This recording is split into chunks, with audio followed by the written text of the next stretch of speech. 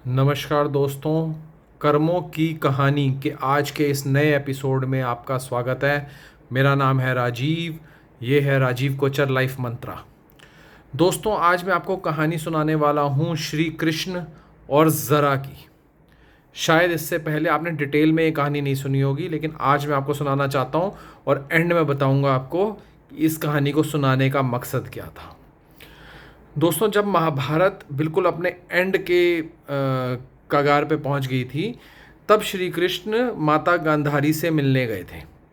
और तब माता गांधारी ने उनको श्राप दिया था कि तुम्हारा भी वंश, जिस तरीके से महाभारत में मेरे 100 बेटे कुर्बान हो गए, उसी तरीके से तुम्हारा वंश भी ख़त्म हो जाएगा। तो श्री कृष्ण हाथ जोड़ते हुए इस श्राप को एक्सेप्ट कर लेते हैं और महाभारत ख़त्म हो चुकी है। पांडवों को उनका राजपाट दे के वो वापस द्वारका नगरी आ जाते हैं। माता गांधारी ने इनको श्राप दिया था कि तुम्हारे कुल के सब लोग आपस में लड़ मर जाएंगे।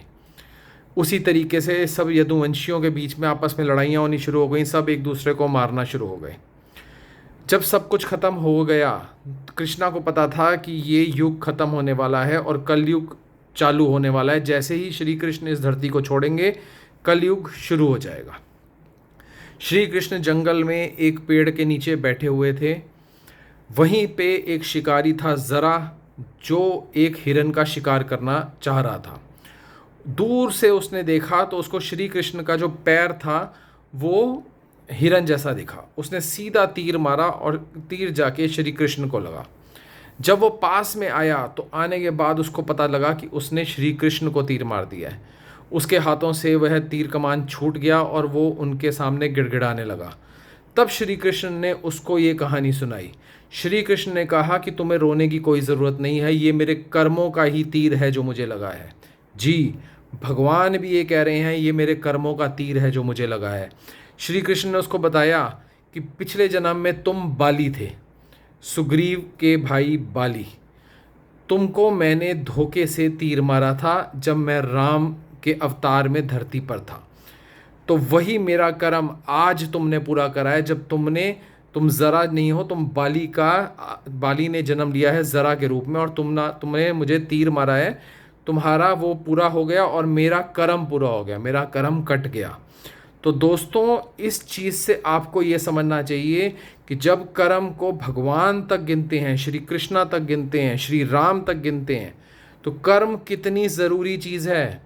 कितने सारे मेरे भाई बहन कमेंट्स में ये लिखते हैं कि इन लोगों के साथ, जो नार्सिसिस्टिक लोग होते हैं, इनके कर्म इनके साथ इनको कब रूप दिखाएंगे, इनके कर्म इनको कैसे वो करेंगे। भाइयों बहनों, तुम समझ नहीं सकते, कर्म इतनी खतरनाक चीज़ है कि ये अपने कर्मों से नहीं बच पाएंगे।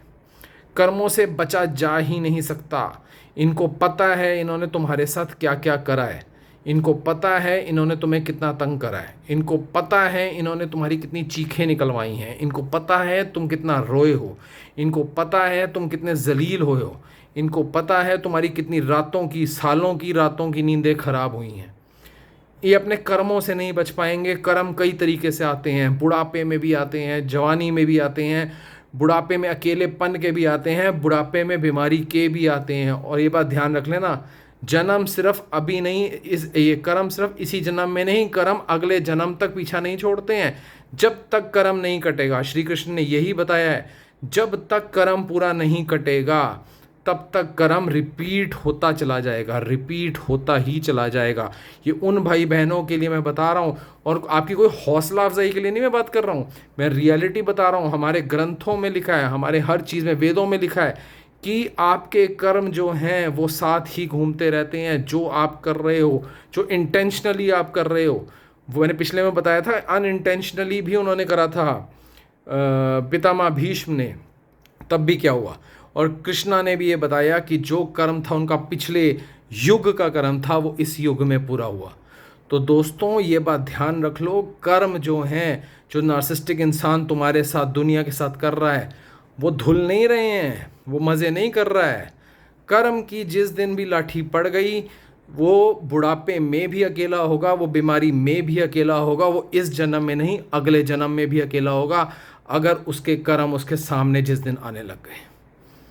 ध्यान रखना।